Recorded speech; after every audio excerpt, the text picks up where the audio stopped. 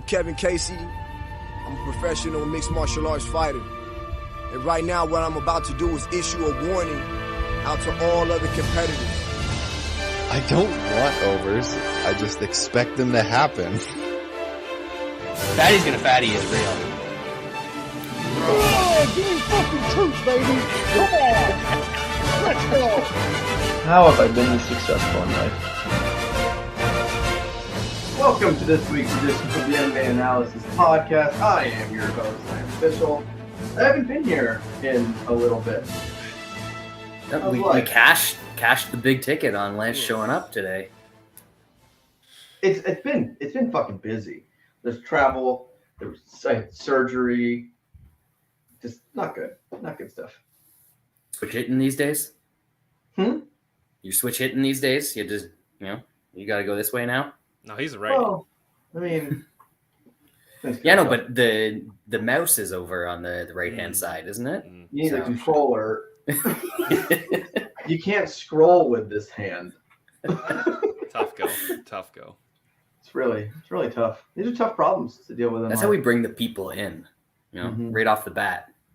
Yeah, I got a long recovery in this bad boy. Right as golf season, kicking off. I got this thing for 2 weeks, which is like a hard cast into this wrap, and then I got 4 weeks of a regular, 4 to 6 weeks of a regular hard cast, and then like 6 weeks of therapy. So you're gonna have to learn how to play one-handed. I don't think you can do that. Really? Yes, you can. Oh, you can. There's definitely people out there, and people with one arm would be very angry with you, Lance, for saying that. First of all, I can't do that. How do you don't think Nick Newell? You don't think Nick Newell can golf? Come on. How am I dropping bombs with one hand? Yeah, you're getting a little less yardage, but you'd have to figure out a way.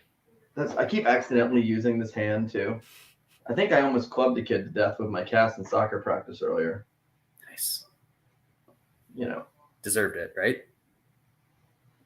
We tied on Saturday, so I don't like that. My team's laps. I'm a grade A youth sports coach. Can't get better than me. Anyway, we had some fights last week. I had a winning card. That is a fucking miracle for this year. And you know how I paid for that winning card? Fucking Jordan Spieth. How that putt doesn't drop. I want to say it's April. I want to say I've had Shaun, 7 or 8 second place finishes this year already? It's gotta be. You were definitely paying for last year's unbelievable season. Moreover, I'm still up there. I know you're still up, but it's insane how close. I could have 8 winners this year. I said, if you weren't just a man who's just stuck in his ways and probably bet a little bit on guys for top 5, you would be up a lot. But maybe I'd be down. Because I wouldn't get the big ones, but some weeks I whiff.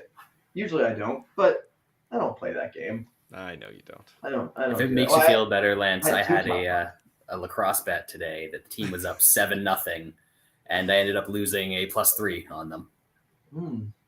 That was the juicy one. That's not good. No. Yeah, that was tough because the golf ones, there's so much time and energy in a golf sweat. It's 4 days of watching golf. It's sweating it. It's tracking it. It's the ups and downs. And then all you can hope for is on Sunday, put yourself in position. Put myself in position twice. At Cantlay, at Spieth.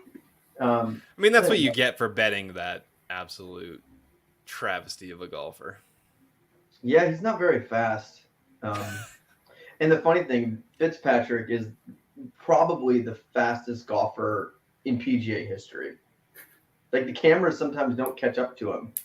Like, they're still, showing Big Cantlay, holding his pose, and Fitzpatrick is, on the ball addressing it. But anyway, we did have a good UFC card. Did we win consensus? I wasn't here.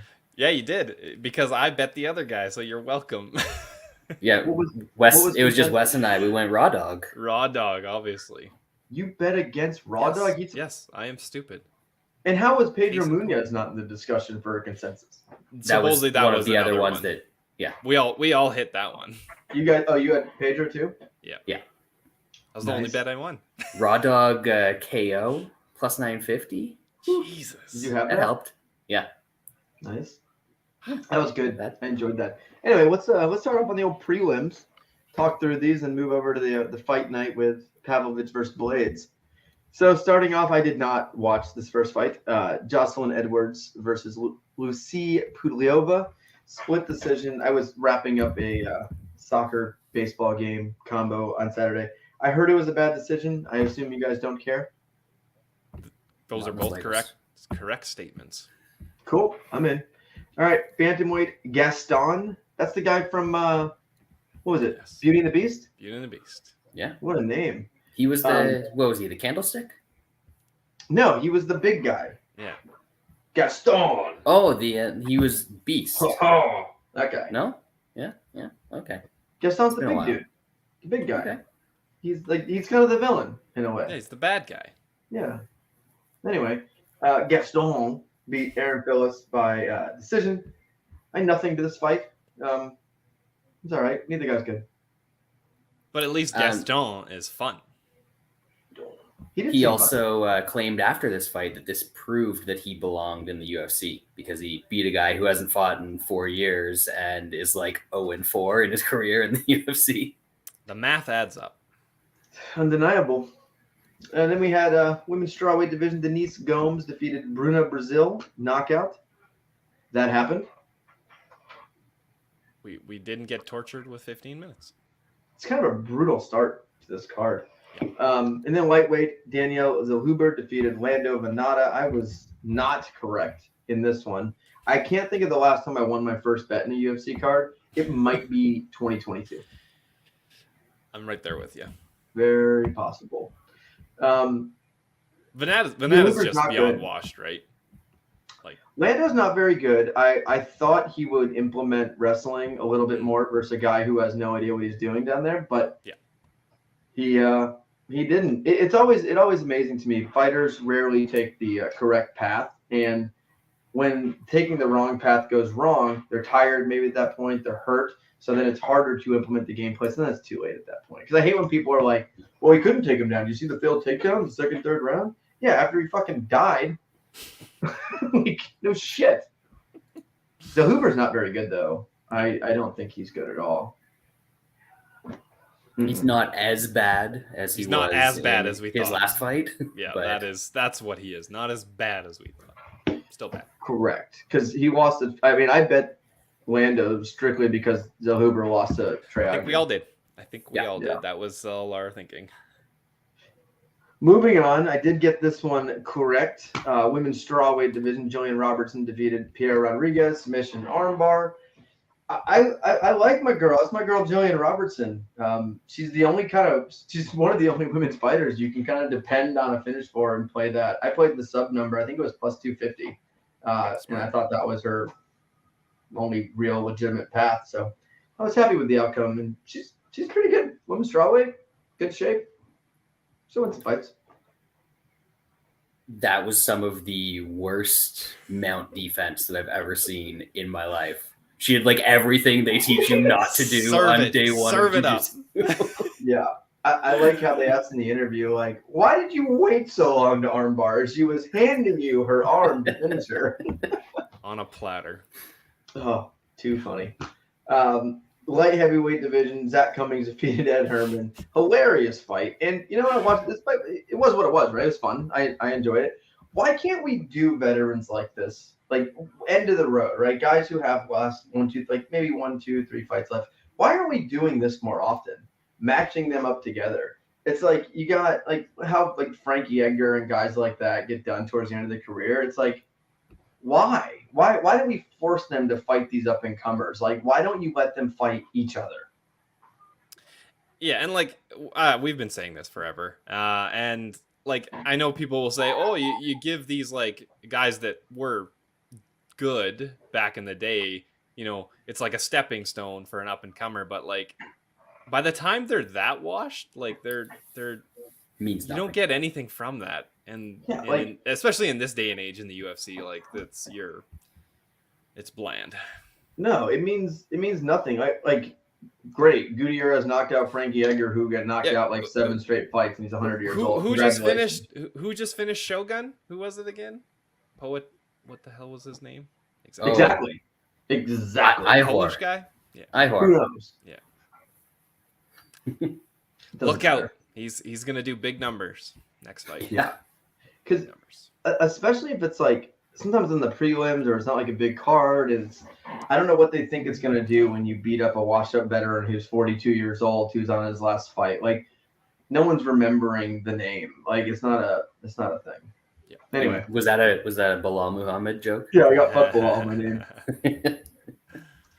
Flyweight division. Raw Dog defeated Nikola Knee, first round, 2 minutes. This line was weird to me. Nikola's, he's good. I don't think he's the top of the heap like some people see him. And when you got just an avid finisher with Royval, the guy, when he gets a guy hurt, it's fucking ball game. And he's so violent, and he's like, you don't see guys like him at flyweight. And hopefully Pantoja does his job, takes care of business, because Pantoja versus Raw Dog, that'd be fun. Moreno's got to go. Rematch. A rematch. Yeah, that was the one. Didn't Raw Dog start out good there and then get choked out? Yeah. Like in this. Yeah. He started out bad, and then it looked like he was coming back, and then he got choked out. Yeah. Then he just got taken out. Yeah. That's just, like I want those. It just sucks with the flyweight. Like we've been waiting years for this division to kind of open back up with the whole Moreno Figgy 4 thing. fights. I do not like Brandon Moreno. I don't like him at all. I don't like watching him fight. I don't like him as a human being. No real reason. He seems like a fine guy. I just don't like anything. He's a fucking nerd. He plays Legos. There's just nothing there. Like I want Pantoja is gonna fucking murder this guy again. Let's I hope can't so. wait. Let's hope. And then we get Royval Pantoja again, and that'll be fun. Banger. Royval's offense is just ludicrous. I bet Nicolau, so you're welcome for the win there for you guys. I expect Nicolau to just be able to out grapple and survive on the ground. He got knocked the fuck out before that was even really a chance. Yeah, that was a nasty finish. That was awesome. Royval's the kind of guy like he can beat anyone. Not to go on cliche, I think on any given night he could beat anyone. But then there can. are going to It's be like, some spots where it's going to be tougher if yeah he puts when himself you have in that kind of situations. finishing ability at 125, like it's just Rare. and he's awesome. I hate this whole. I don't know why this is happening. This whole I'm just gonna sit around and I'll be a backup. Like I don't get where this thing is. I don't know. I get waiting for a title shot, but I mean, how soon is that fight? Is it fairly soon? I don't think so. The Moreno. Pantoja. I thought that was July. It's not for July, so it's like it's not for 3 months. And I understand you don't want to waste a title shot, so I understand him waiting. Who is he gonna fight, man? Like he just beat a guy that's won a bunch of fights in a row. Like yeah, that's a good win. And I mean, I guess they could do if this Figueiredo isn't lined up with anybody yet, right? And he's said he's now staying at no, I thought he had something booked. Yeah, who's he fighting? I don't remember who it was. Let me find out. Was it Manel? It is Cop. Yeah. That would have been the guy that I would have suggested for Raw Dog anyway. And at least this one, sometimes you see these guys with the backups and waiting before the title fight's even announced. That's where it's bad. At least this one, even though it's 3 months in the future. But I mean, he'll be at minimum 6 months out now. I guess the only thing, I mean, so those 2 fights, Moreno and Pantoja, are on the same card. So I Double guess backup. He fights whoever fucking doesn't make weight. Maybe we can get Moreno Figgy instead. Maybe Raw Dog will miss weight, and then we'll get Moreno and Figgy, and they can just keep fighting, and no one will care. That'd be fun. All right. Last prelim, Bill Algeo defeated TJ Brown. This is a banger. I had Algeo. I was a little bit nervous here at first, but TJ Brown, he's one of those guys that just finds a way to lose. He's really good at it, and that was a fun fight. And the speech afterward was pretty hilarious. I was laughing like I'm not gonna retire to dump like Kansas City. Gotta love when guys aren't just absolutely generic. That was so fun. I loved it. Good. Yeah, fun fight. Lightweight, Rafa Garcia defeated Clay Guida, 30-27 across the board. Man, I played Garcia inside the distance here and felt like you could have finished if you felt like it. You got to finish. You get the aging veteran. We just talked about it, right? You got to put him away at least. And Guida used to be kind of, hard to finish, hard to put away. He's not that guy anymore. Like, I feel like Garcia didn't put his foot down. And when he tried to a little bit, it was too late. Like, he could have got Guida out of there as early as the second round if he wanted to. And also, why are you not just taking Clay down and choking him out? My daughter could take Clay down and choke him out. That was a safe win. It was. Bad decision. I thought the judges were going to give a lot more account to flipping the hair back and forth. Well, he didn't have the hair anymore. That was the problem. Yeah, I know. The hair was gone. I didn't have that read. I know. I need to check out the Instagrams and whatnot. You need the Instagram study. Yeah. It's evolving from tape study. You got to look at pictures. There's a lot of things to do. Very important. Bantamweight, Pedro Munoz defeated Chris Gutierrez, 30-27 across the board. Pedro is one of these veterans who's getting up there in age. He's in his mid to late. He's lost a lot of fights, mid to late 30s, but he hasn't seemed to fall off too much. Like, we see the guys either freeze or the chin goes away. Pedro kind of, he's 36, but he kind of seems like Pedro. And I was shocked about this line. I think if Gutierrez is a leg kick guy, it's facing Pedro Munoz. Good luck. Yeah, I'm sorry. So plus 180 there. I was happy to take this one. Yeah, hindsight, that's unbelievable line. Munoz is good. He just fights really good guys, and they're just a step above. Gutierrez is just not that guy. Yeah, I mean, look at who he's lost to. Like, he's lost to this little losing streak. Aljo, Frankie in a controversial decision. I cashed up Frankie. I was happy with that. Mm-hmm. Aldo, Cruz, and then you got the no cons for O'Malley. Like, it's not like this guy's which dropping. he was doing all right in. He was. Didn't he win the first round? He did. Won the first round, probably starting to turn a little bit, but that was a competitive fight. Yep. And then Is O'Malley still in the UFC? I don't know. I thought he was off, sitting in the corner while his girlfriend makes videos. He's one guy that should sit out. I mean, he's got some side income. He can afford it, and there's no way he should be getting a title shot if that's what he ends up getting. But he's not even guaranteed to get the title. No. So he's sitting out for nothing. He's just banking. He's just banking on his name. And but where it's dumb is he gets this win over Jan, which to me that was the worst decision. Like, if you look at how important it was, one of the worst decisions I've seen. That was the worst decision of 2022. But everyone's talking about him. He beats Jan. It's like everyone's talking about him. Now, Jan has lost another fight. O'Malley hasn't fought in over 6 months. Forgot about him. He wasted it. He wasted the momentum. Like, when you get a big win and you got to book a fight, get your name out there. Now, he's been out for 6 months. And if he's still waiting, like, is he going to end up being out a year? Yeah, probably. There's fighters that are convinced that they're actually draws. There's 2 draws in the UFC right now, and he is not one of them. He's better than 99% of any bantamweight in the world. Maybe any bantamweight, but that guy's not selling pay-per-views. I mean, he's got to be selling a couple more than whatever the fuck they could throw out there. I don't think Corey Sandhagen is selling many pay-per-views either. Yeah, but none of them are. Like, have you seen the Cejudo Aljo pay-per-view? No. Back in the day, that would have been on Versus. Yeah.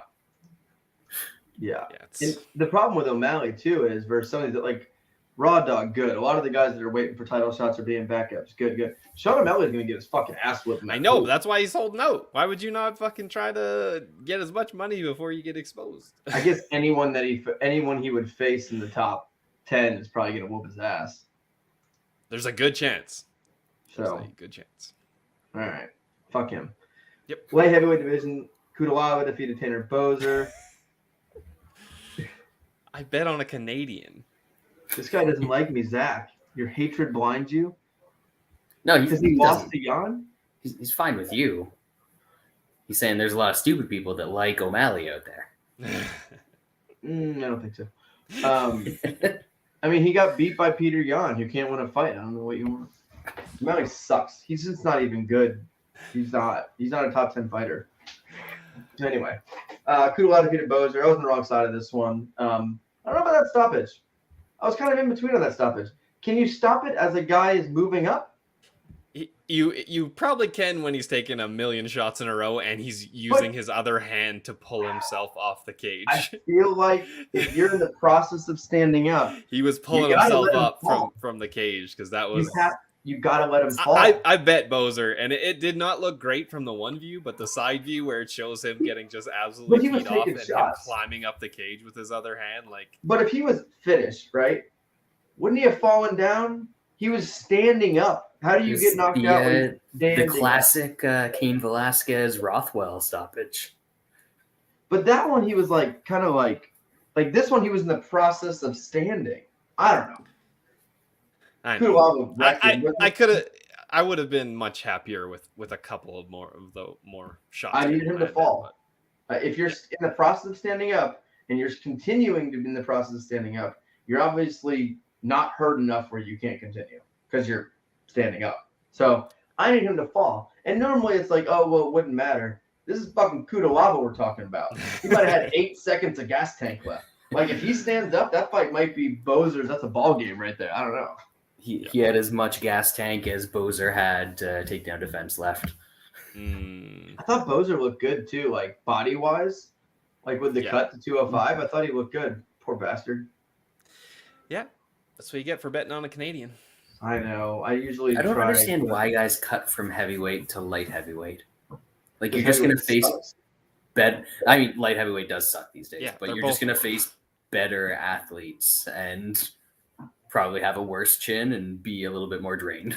Probably doesn't want to get punched as hard. I mean, that might be the only one.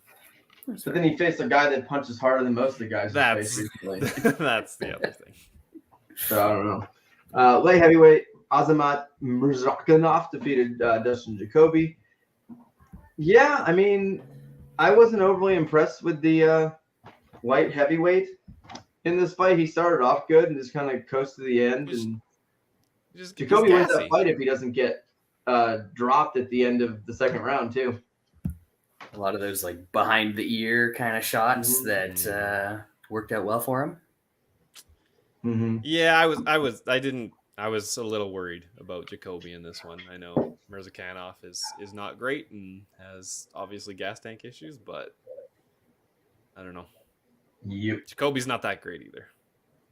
No, he's okay. Then featherweight division, Edson Barbosa knocked out Billy Q. Big knee. This was I had Billy Q in a parlay. I'd already lost. I didn't really care, but I like to see this. This was nice. I like seeing the old veteran who you think is done just decapitate somebody. Lance, I'm pretty sure every bet you lost was because I bet on that fighter. So I won all the bets you were not on. And then I won. I mean, other than Pedro, we hit Pedro together, but yeah, I had Billy Q with Max, and yeah, that was like you said, awesome to see. Like, it sucks, lost money on it, but Barbosa is one of the pretty good guys of MMA, and he's still violent, and it's still awesome to see him land just wild shit. Yep. Enjoyable. Had, the over 1.5 in this one, and that got dusted. Almost. You were close. So close. I mean, the fight was going how you would expect. Like, Billy Q just coming forward, pressuring him. It's just he did the same thing a few too many times and died because of it. Yep. And then lastly, Max defeated Arnold Allen, 49-46, 49-46, 48-47. Exactly, I think, as a lot of us expected that fight to go. Allen a few moments, Max volume just a little bit too much for him. I don't personally enjoy Max's fights very much. I don't know why. He doesn't have enough power for you. I know no matter how good he looks, how much he lands, it's just going to be him volume winning. And I don't know. He's been in some awesome fights. The fights that he's in that are awesome are usually when he's getting his fucking ass kicked. The fights where he's in control are usually not that enjoyable. But more so, Ariel Helwani talking for a while about how Allen won that fight. The same guy that complains about judges more than anyone in media, on Twitter or anywhere else, scored the fight for Arnold Allen. That's Sharp. That's an impossible thing to do in that fight. Like Yeah. I had this to finish a parlay. I was not sweating the decision whatsoever. No, Yeah, Max I mean- was like minus 5,000 at the bell. Like it was never in doubt. I Arrow think was the sharp. only way you can look at that is like if some of those the judges that judged early and had a terrible scorecard were not judging that fight, but I guess that's the only way that you could kind of think. I mean, Allen was obviously landing the harder shots. It's just there wasn't enough of them in pretty much all of the rounds. That's It's like a lot of The matches. only round that Allen won, he barely won. yeah, it was Yeah. close. And like you can try and give him the fifth, I guess, but he got He dropped. got dropped right at the end. of the round. Like, he was So- winning, and then he got dropped. So it's that's another coin flip round. There was a better case for 50-45 Max Yes. than 48-47. 100%. That's What's your the Ariel? easy way to look at it. Yeah. And then Ariel was talking after he says Allen won the fight.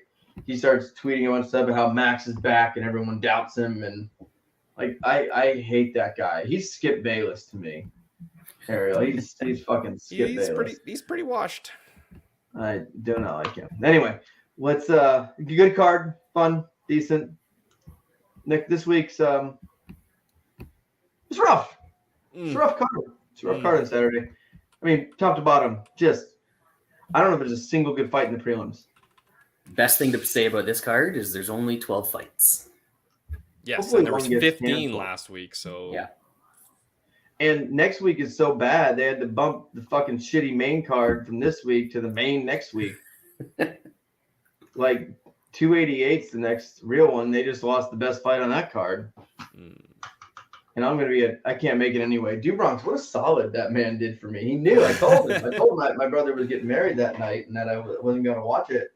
Or what I'd probably get home like right around the third or fourth fight. So I probably would have got home for Dumont, and he just didn't want me to spend that much money just on him. So good solid my boy Dumont did for me. And Darius should be happy. Like it's just another month to live on this earth. Should be grateful for the time he has. Anyway, let's talk about some fights. Really bad fights. Bantamweight division. Brady Hiestand.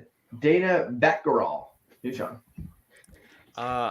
I'm just deciding to lose money, I think, right off the bat. Dana Batgerel is takedown defense is still very, very questionable. I think Hiestand, is that how you say it? Hiestand? I think he can grapple and just ground this guy out and possibly get a ground and pound finish. I just think the takedown defense is questionable at best, and Hiestand's a decent wrestler. Is it weird I can wear the same clothes I wore in high school still, and I'm old? I mean, it could be worse. You could not Yep. fit in them. Could be like the rest of America. Yes. Yeah. All right, Brett.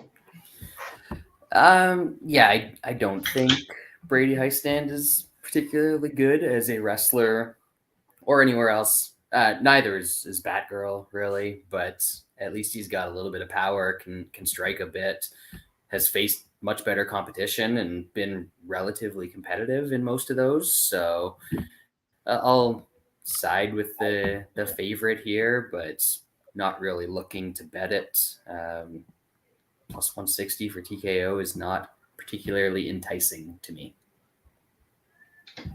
Yeah, I had the same kind of read. I was looking at the fight and not a big believer in Brady being able to take the fight down and hold him there. And then I was like, well, maybe I can take a stab on Batgerel knockout. And I was like, oh, like just kidding. So I will take Batgerel, but this is not going to be a bet for me.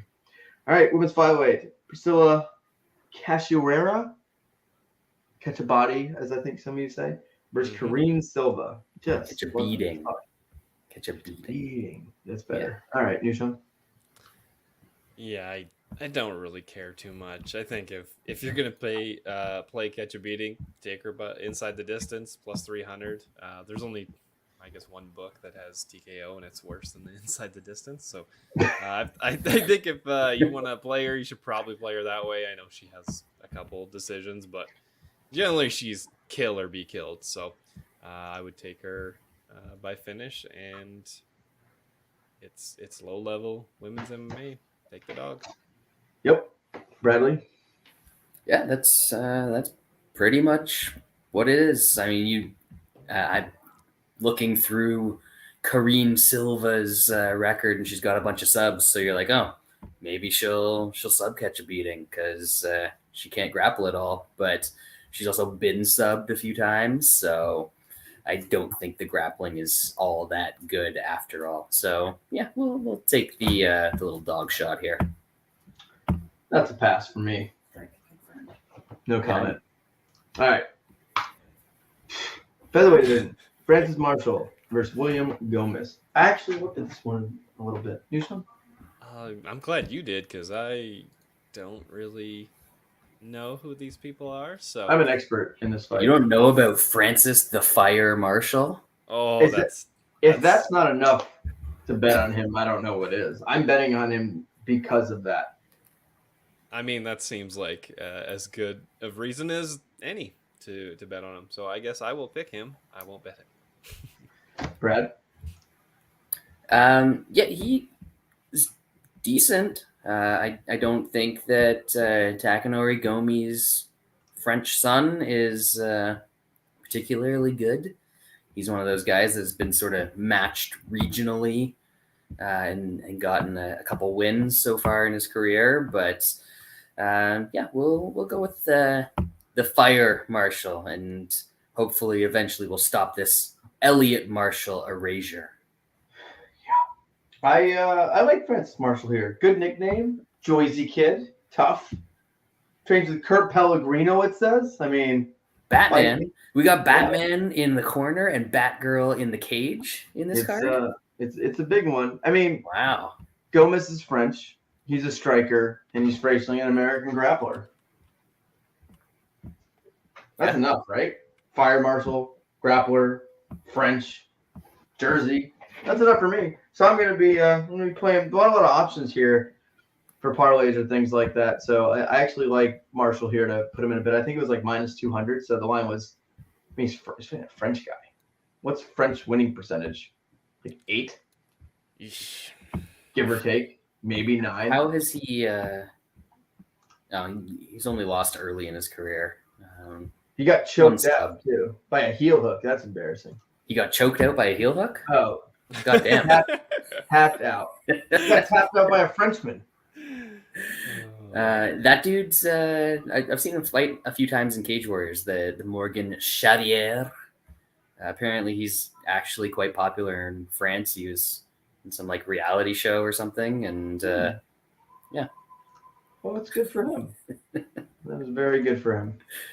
All right, let's move on now. Just an absolute couple more bangers on tap here. Mo Usman versus Junior Tafa. It's like the shitty brother awards, except at least Usman's brother is good. This is rough. This is rough sledding right here. New Shaun? Yeah, this is Usman's obviously a fade. I don't know. I just don't think this is the guy to do it, because he's really got to knock him out very, very quickly, or it's over. Him inside the distance is like +140 when his straight line is what, -130. Or no, it's basically a pick 'em. So yeah, he's obviously gonna die in there if he doesn't knock him out. He could knock him out though, but I'll take shitty Usman. Yeah, Brad. This one has fatties written all over it. These dudes, like the one dude, Tafa, he's gonna come out swanging, Bang. and Usman's gonna come out hugging to avoid the swanging, and then they're both gonna get tired from the first hug, and then it will just be continual hugs throughout the rest of the fight. So we're going fatties. We're going Usman decision +550. Is it 1.5 or 2.5? 1.5. 1.5. We got a real fatties here. Plus money? No. Not that real. It's minus 120. All right. This fight fucking sucks. Yeah, it was a rough night. Rough night. For you or the customer? Yeah, It was a ladyboy kind of night. You know, one of those nights. He's in Thailand. Whatever. Yeah, this fight. There's low level, and then there's this. Mo Usman won tough as like a 47-year-old, which is always good to see to bring out the real prospects into the UFC. Tafa can either punch him once and put him out, or Usman can survive, take him down, stall a little bit, maybe get a late finish. So I'm just gonna have to pass on this one. All right, women's featherweight. God damn. Rosa versus Norma Dumont. Wait, that's a division? Apparently, I can't think of the last time I've seen one. When was the last time you've seen a featherweight fight? I was gonna say you've probably seen lots of There was- women that are bigger than featherweights down in Tennessee. There, Lance. Well, you know, Nashville hot chicken. There was one a little bit ago that I can remember off the top of my head. I have no recollection whatsoever. Me neither. You usually want to take the dog in low level fights. Rosa is coming up in weight, so big Norm could maybe muscle her around. I'll pick Dumont, even though it kind of goes against the dog. Brad. Oh, this card's Yeah, this is bad. Is Even dreadful. Next week's even fucking worse. There you go. That was the I think that was the featherweight fight I was thinking of course. I don't even know who those people are. I know, right? What was the? Oh, okay, yeah. Yep. Sure. That fight happened. If you say so, Zach. I pass. Smart. Pass. Yeah. Don't care. Not betting. It's let's move on. And now we get a minus 600. Just the card that keeps on giving. Bantamweight, Yahya, who's got to be in his, 50s? Like 50s now? God, man. All right. Versus Montel Jackson. New Shaun. Montel Jackson he's definitely on the fraudish side. I think if you want to have some fun, fucking Yahya inside the distance or round one sub, him inside is like plus 700. I think that would be him in round one plus 1200. Those are some fun odds for a guy that pretty much has to sub the guy to win. He probably gets beat up and gets finished late. Brad. What's round one sub plus 1800. I'm sure it'll open even higher at some of the other spots once it gets out there. Let us not forget that Montel Jackson got taken down 1 billion times by Brett Johns. Yep. Not too long ago. Lance, I think we cashed pretty good on that one. I remember Johns. He was a big dog. Yeah, he was like plus 250 or something in that spot. It was kind of crazy. If this gets out of the first round, as always, Yahya's screwed. Big time draw potential in all of his fights because there's a very good chance that he'll get 10-8'd in the third round, or maybe win a 10-8 in the first round. Although he doesn't really throw enough strikes to do that. Yeah, but yeah, well, I've never seen him punch somebody. He doesn't want to hurt people, you know. Nice guy. Gentle soul. Maybe we'll hop on some round one sub, throw it in a round robin or something like that, since it's going to lose. Now that I know that Shaun's going to be looking in that direction, I might want to stay away. But yeah, it's when you look at even like props in this one, outside of the beyond props, like Yahya sub or first round things like that. Yahya, guy gasses out more than anyone I can really think of. Like, I mean, he just fucking dies. He has not been finished since 2009. Wild. Yeah. Think of some of that guy's second and third rounds. Like, just butt scooting all over the place when he gets in Fucking trouble. zombie. Like Fucking no zombie. idea where he was. The last time he has been finished was 2009, It's fucking and it was a wild. 1-minute knockout by Benavidez. Yep. That was it. Crazy. It was so long ago that Joseph Benavidez was a bantamweight. He's only been finished 3 times in his career in 39 fights. He's tough. He's gritty. He's Gritty as tough. I fuck. mean, eventually it's gonna. It might have caught up to him. You never know. I mean, I understand people taking a shot at him here. Like Montel Jackson is not a threat to finish anyway. He's not this big finisher. He's more of a decision guy. Like I understand. Like you could get a decent looking hedge if you could take Yahya around. You could take Yahya sub and Jackson decision. One of those probably hitting. Yahya no scorecards is plus 350. I mean, it's plus 430 on the money line. Yeah, I know, Not but terrible. if No, I'm Jackson saying doesn't it's finish him, when he loses It's the not a big decision, difference. you get your money back. yeah. Yeah, I'm saying it's not a big difference considering Oh, he's yeah. probably not, he never gets finished. But I'm gonna take Jackson here to survive a first round, get taken down. Jackson, he's a tough guy to finish. He's long, he's hard to get subs on. So I think it's gonna be Yahya maybe getting some takedowns early, but then just fading away and kind of getting crushed second and third round, but probably surviving. All right, let's move on. We move to the last fight in the prelims, and top to bottom, this might be the worst set of prelims ever. And the last one is fucking Ricky Glenn versus Christos Giagos. I mean, this card is just an absolute travesty. Dude, Shaun. Yeah, it's bad. I like Ricky Glenn here. I thought he fought Grant Dawson last time, and he did get taken down, but he was able to not get subbed, and he had a hell of a third round. I don't think Giagos is as good of grappler as Dawson. It is a bit concerning that Ricky Glenn didn't fight in 2022 at all. But I mean, since he's been back, he's looked pretty good. So I'm gonna put him in a parlay. I don't know about laying minus 175 on old Ricky Glenn. Come on, man. He looked decent last time, and the time before that, he looked really good.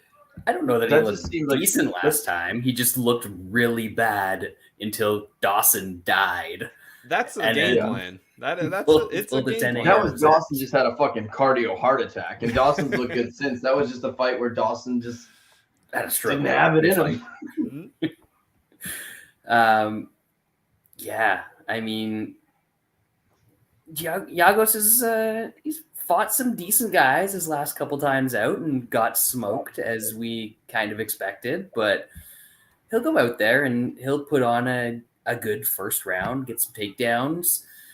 If the cardio is decent, then maybe he can put on a good second round and steal a decision here. I don't think he's going to finish Ricky Glenn, but I think Giagos is live at plus 150. Maybe it's just the fact that this card sucks so bad and I'm not going to have many bets that's pushing me towards this, but I'm kind of thinking Giagos decision might be worth a little play. Yeah, I look at those fights because I was fishing for some bets on this card. Not gonna lie, this seems it's not a great card. A lot of immediate passes. I think instead of paying, I don't want to lay the juice on Ricky Glenn at minus 175. Giagos does not seem worth it at plus 130. Glenn inside the distance is like plus 250. Giagos has been finished most of his losses. He's not very tough. He makes tons of mistakes on the ground, and Glenn's not this amazing grappler, but he has an advantageous grappler when he can find some submissions. Plus, he's still got some decent power and he can hurt some guys. So I think at plus 250 with Giagos' gas tank and just his quick mentality, like I think at plus 250, Glenn inside might be worth a stab there. So that's what I was kind of looking at if I was going to play this fight. What are the Glenn sub round 2 and round 3 props? I don't bet things like that. I know, because you hate fun. Mhm. Glenn's sub is 7-1. Glenn in Glenn round 2 is set plus 750. Glenn, where's Glenn sub? Glenn 9. sub round 2 is 20 to 1. Okay. 25 to 1 round 3. Interesting. So I think I might play that Glenn inside just because it's tough sledding out there. And my wife's out of town, so I'll be watching the fights when the kids go to bed and just hanging out. So I gotta have some bets in there. All right, welterweight division. Jeremiah Wells versus Matthew Semelsberger. I've probably been too low on Semelsberger. I lost money last time out. I had money on Matthews there. I had money on AJ Fletcher when he fought him there. So I've obviously been betting against him, and it's not really been working out. But I think I'm gonna have to do it again. Jeremiah Wells' offense is very good. I know with his body type, everybody thinks he's going to gas, and I kind of thought that as well in the Warley fight, and then he just absolutely wrecked Warley in the second. He's actually been in 3 fights on the regional scene that went 5 rounds. So I guess I should be less concerned about the cardio. I think his just offense is going to be way too much for Semelsberger. Semelsberger is tough, but I don't know if he's fought anybody as good of offense as Jeremiah Wells. Brad? I think we might see a similar Semelsberger as we saw against what's his face? Chaos.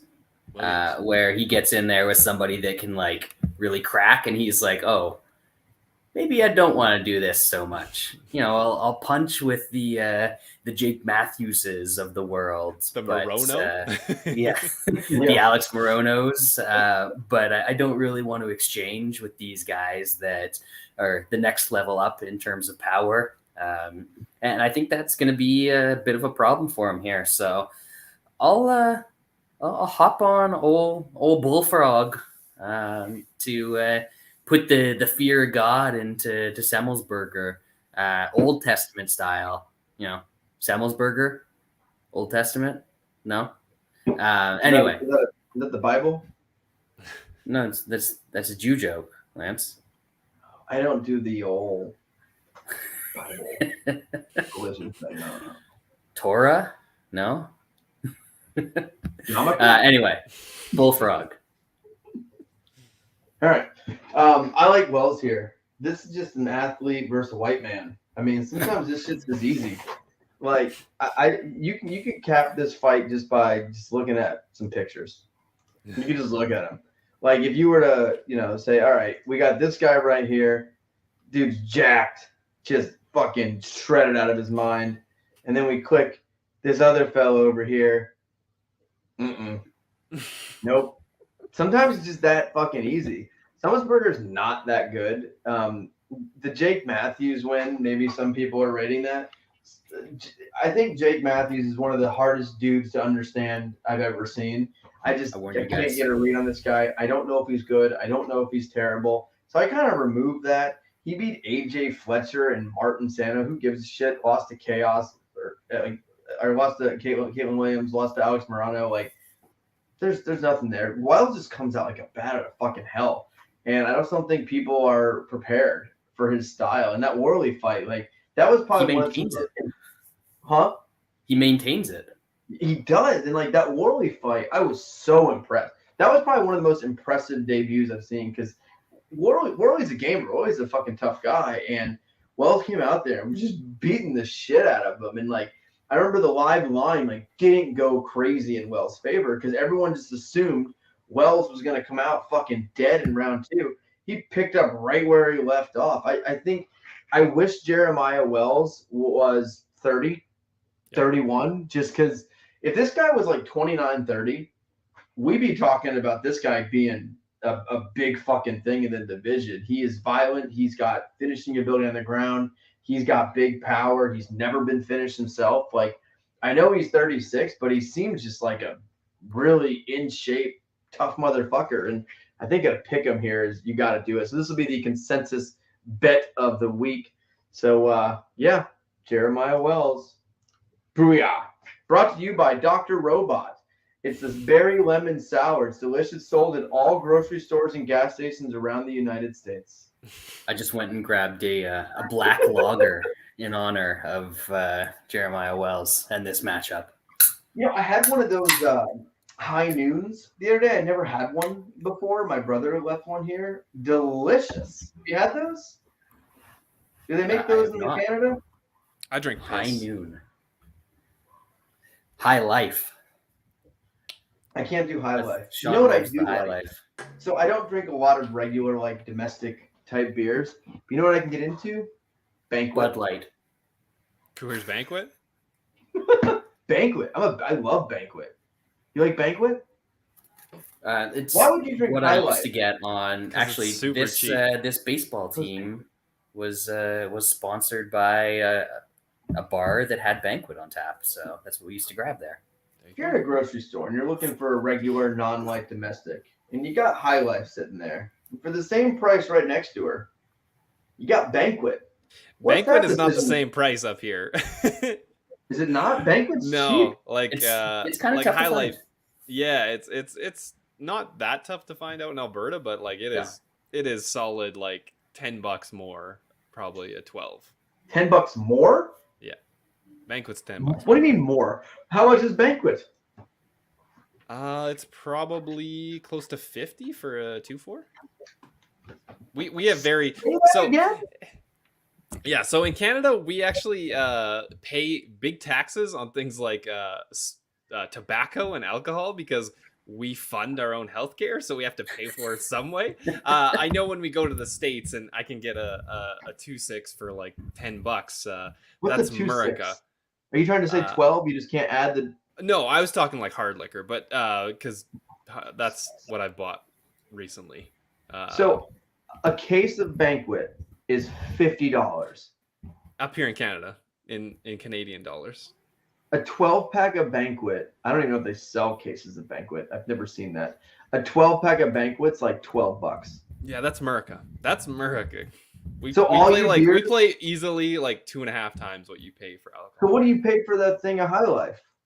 I paid for, well, they only come in 15 packs, but I pay like 20. 15? What the fuck's a 15-pack? We don't even have 15 packs. We just add on because it comes in rows of 3. You know, your 12-pack is 3x4, so they add another row of 3 on. You need 3 So how much did you pay for your 15? Like 20, 25, $26. A 12-pack of High Life is like $10. Yeah, it's like I said, we pay for our healthcare in other ways by doing things that are not great for your body, like paying high taxes on alcohol and tobacco. What's tobacco there? Like, is it like it's outrageous. Like buddies of mine or guys I know, a tin of chew is like $40 here. A log, like 5 of them? No, like one. all right, Lance. I just pulled up some dip? beer store prices. Hold on. One can of dip is Yes. $40? It's like So $30 there's to no $40. difference. Yes. Why would anyone do that? How much Turns are out it's addicting, supposedly. How much are but $40? You'd be fucking. I would die. I'm not even rich enough. I know me. I know. Here it's like a can of dip's $4. Yeah, that's why when people come down from Canada, they usually buy the max amount of tobacco and booze that they can take back without paying duty on. So I'll buy like a 5-pack, like they're logs. So like I know what a log is. Like Yes. these, Yes. like $21 for 5. All right, You also can't so get flavored like cigars up here either. Sorry, Brad. What's a Beer flavor Store, which is the Ontario like regulated place to buy beer. You can't buy beer anywhere. You can. We can buy it at grocery stores, but and not stuff at now. yeah. We don't have grocery stores, but we have liquor stores that are open till 2 a.m. So 24 tall boys of Miller High Life is $50.95. Why do you guys drink? And then I if you don't. go over to Coors, it's not called Coors Banquet up here What's the anymore. It's volume Coors again? Original. Oh, it's a Yeah. 24 tall boys of that is $62.95. there. It is. What's 62.95? 24 pack of tall boys of Coors Banquet. Coors Banquet. Why do you live there? Yeah. You guys, I mean, the healthcare situation here, not great. Like, thousands. I have insurance, and this was still thousands and thousands of dollars. We also don't really have to worry about getting shot. That's the big bonus. That's nice. That's the bonus. I mean, it depends where you live. I live in the burbs. Lance, Does it? Do we need to talk about that when you were 15 minutes away of something that happened just recently? Two things on the same day. What happened? Oh, the school shooting. Yeah, that was like 15 minutes for me. That was actually in the rich part, too. Yeah. Yeah, but cheap beer. I know. And it's enticing. Guns. Just guns everywhere. I mean, it's great. There's just freedom. There's guns on guns here. We get the sniff of freedom from across the border, and that's enough for us. That gets us to get high off just a taste. We just a little taste. That's all we need. I mean, the $40 for a can of dip, that can't be right. That doesn't make sense. It's 30. It's for sure 30. For one can. Yes. I know I dipped too much and I need to quit. And I did quit for 2 weeks during the surgery thing, preemptive. I dip a can and a half a day. That is so bad, Lance. So that would be $60. You said it's 40 or 30? 30. Well, dip isn't bad for you. It's not bad. It is very bad for you. It's not like smokes. It's only mouth cancer and colon cancer. No, they even took the cancer piece off of it because it doesn't. That's freedom. That is freedom when you don't need to put that on there. Well, that's because long cut dip doesn't really cause cancer. No one's had cancer from long cut dip. Not at all. All right, Skull long cut. Here we go. $46.99. Boom. When I was in high school, a can of dip was $2. Man, yeah, so much freedom. Some American websites popped up and they were still like $5.99. Can you taste it though? The freedom? We can smell it. We can't taste it. We can smell it. Tastes like bullets and child. We don't want to drink that water. There's it's been too deregulated. There's too much other stuff in it. What else is expensive? Like eggs and chip? Groceries are actually more expensive in the States now than they are in Canada. Depends where you live, probably, right? Probably. New York, California. California should be cheap because shit grows there. Yeah, but it should be. But then a bunch of everything. Taxes. Rich people live in California as well. Well, where I live too, Tennessee does not have state tax either. That's that freedom. And that's why you're ranked in like the bottom 5 of everything in the country. We ain't taxing nobody. We're not trying to improve guns. roads. We top 5 in guns. We top 5 in guns, low grades, and school shootings. So say what you want. Hell of a thing. That's the trifecta right there. That's the holy trifecta right there. I just love the fucking freedom. I know. Taste it. Let's just skip this women's strawweight fight. Deal? Agreed. There's a women's strawweight fight? Apparently, right in the main card. Just right there, right in the main card. And then we get right into a Bobby Green fight. Just fucking tremendous. Joe Brogan. Lightweight division. Bobby Green, Jared Gordon, fucking A, heroin, new Shaun. Yeah, that's so good. I like Bobby Green here. I know he can be frustrating. You can question his fight IQ. I tend to do it multiple times a fight, but he's just better than Jared Gordon. He's going to be able to stuff the takedowns for the most part, and then when it's on the feet, he's just so much better. Hopefully he does not talk too much shit in there and actually punches Gordon, because he will be able to punch him. I'll be putting him in a parlay. Brad?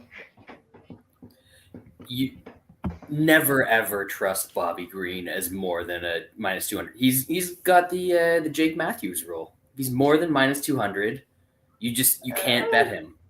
No, I don't care. I don't care. He might do the stupidest shit ever and give 2 rounds away against a scarecrow. But he's really, if you look at the last 3-4 years, he's only lost to top level guys. Jake Matthews will beat a very good guy and then lose to a shitty guy. He makes no sense. Bobby Green does some dumb shit, yes. But Jake Matthews, I don't think anyone can tell you anything about Jake Matthews. Remember when Bobby Who's Green that? was I have no idea. minus 300 against Thiago Moises? Yeah.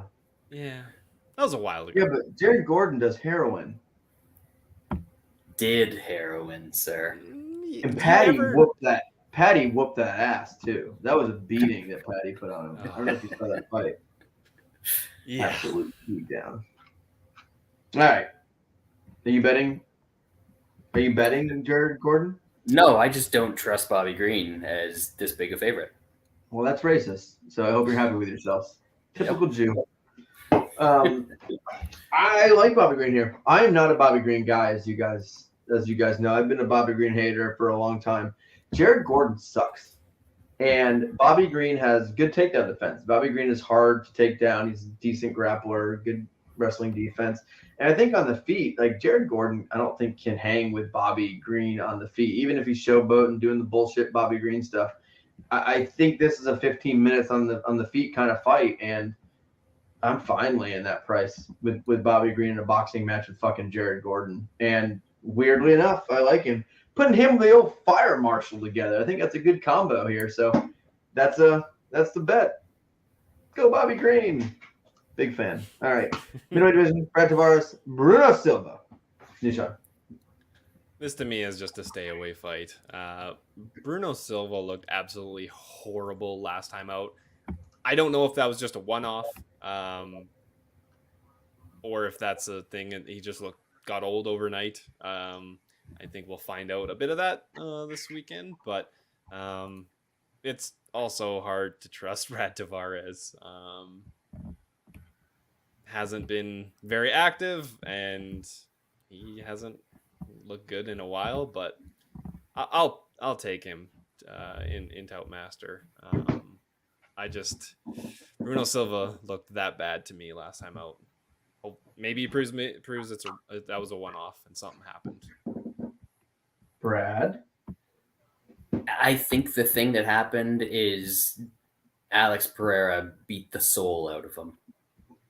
Because he took a lot of damage in that fight, and then he made the Meerkat look like Alex Pereira in his next fight.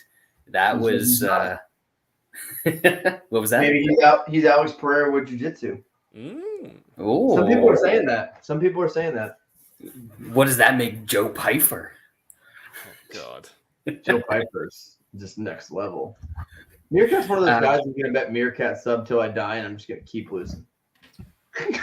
You know what? You'll lose like 3 in a row, and then he'll hit one as a plus 600, and you'll still be up 10 years from now.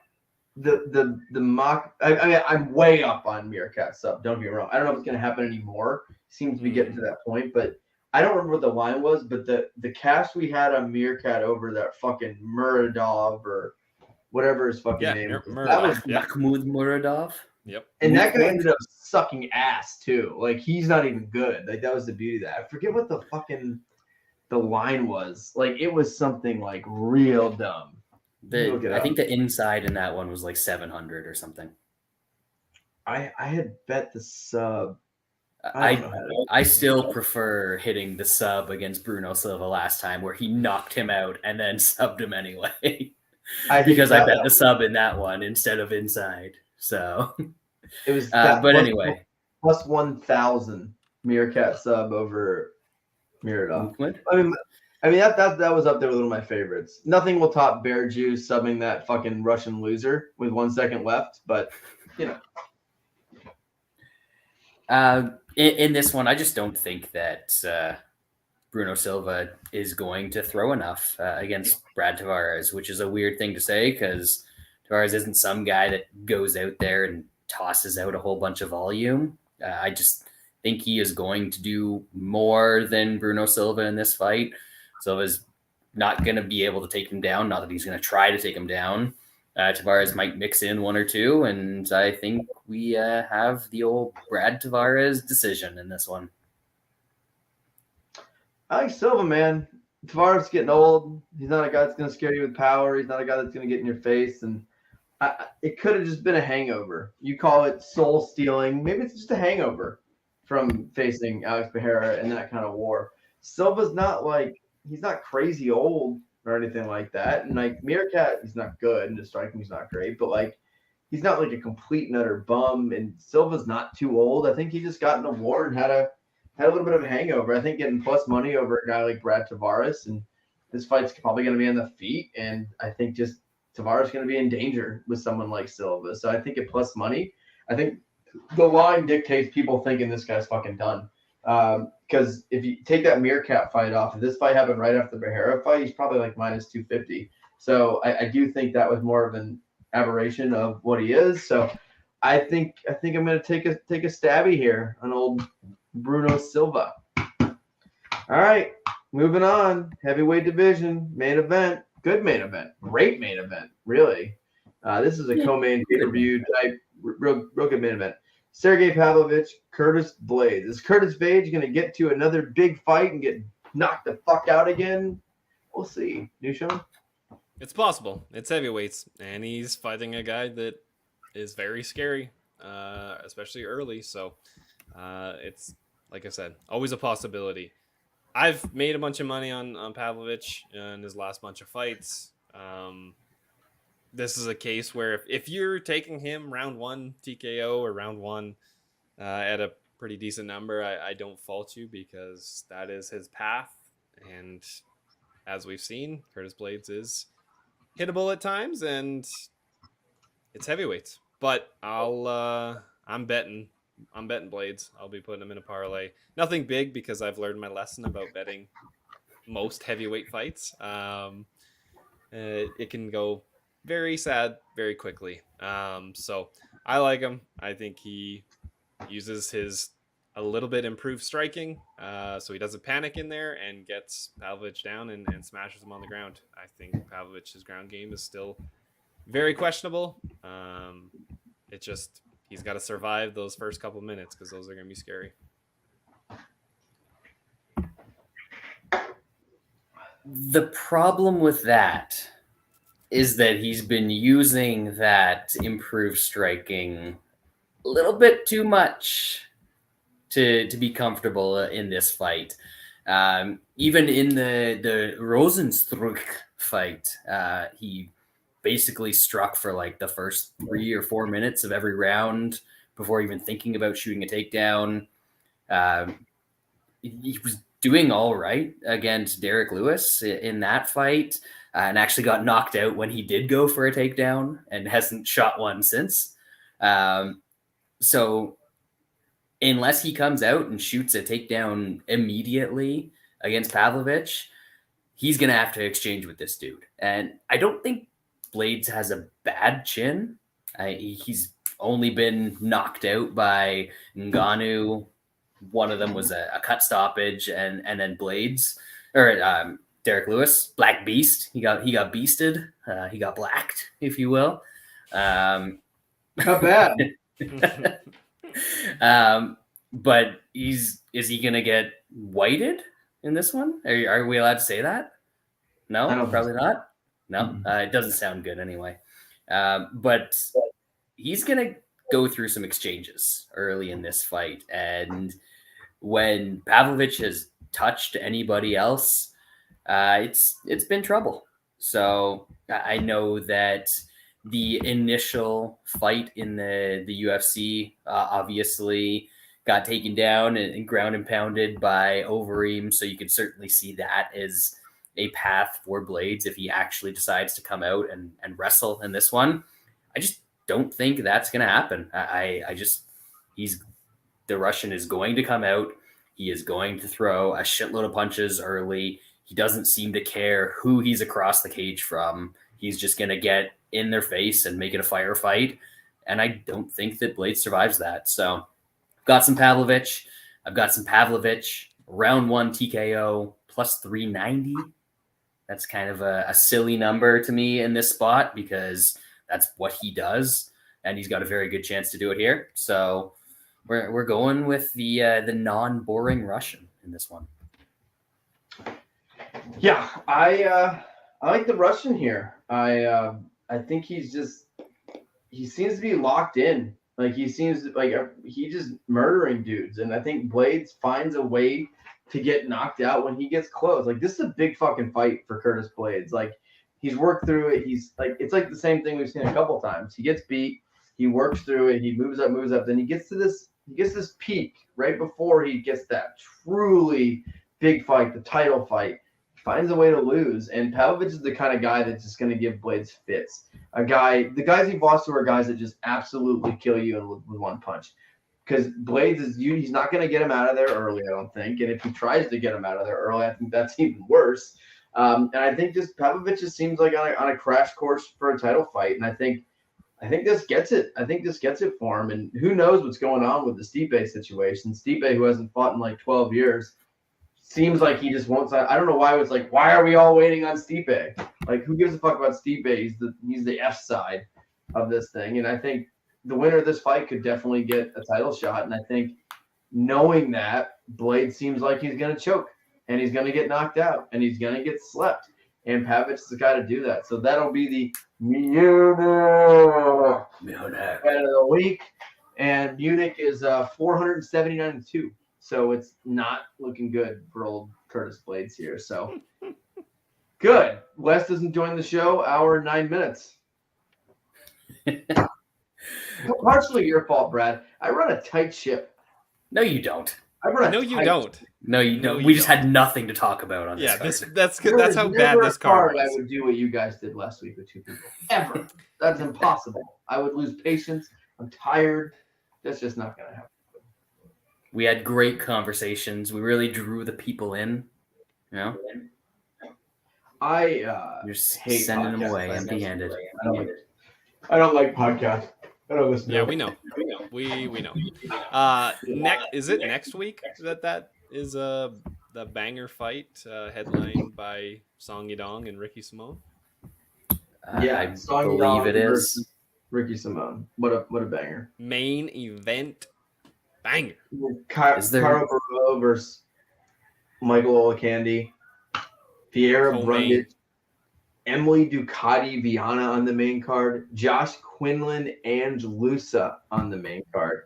And yet they got our boy Julian Rosa. Why is he on the prelims? Buried on the prelims. Just Dude, and who is he fighting? Is Jake Collier not on the main card of that one? It's not. It was Who's not fighting? Oh no, I guess I don't know where they're fighting. It's not listed. No, he's on there. He's on the prelims. Jake Collier? I don't see it. Yeah, we're looking at. Oh, there he is. Martin Boudet. Oh, there it is. Yeah, they're the prelim main event, of course. Martin Boudet. I hate I'm going to miss Sterling Cejudo, but also Jessica Andrade versus Jan blah blah blah as the co-main of pay-per-view is absolutely disgusting, considering Andrade just got brutalized. I mean, to be fair, they had a very good co-main. But that pay-per-view is F-. Have you seen the full card of the pay-per-view? It's not good. That's what happens when you lose 2 fights on the main card. I mean, Dober, Matt Fervola, third from the top. Evelyn Mitchell, decent. Kron Gracie, Charles Jourdain. Kron Gracie's still alive? He's in the pay-per-view. You got to pay fucking $80 to watch that dude. Dude, this card. This. If you're gonna miss a pay-per-view for your brother's wedding, this is it. That might be the one. That's not even one you want to put on at the reception.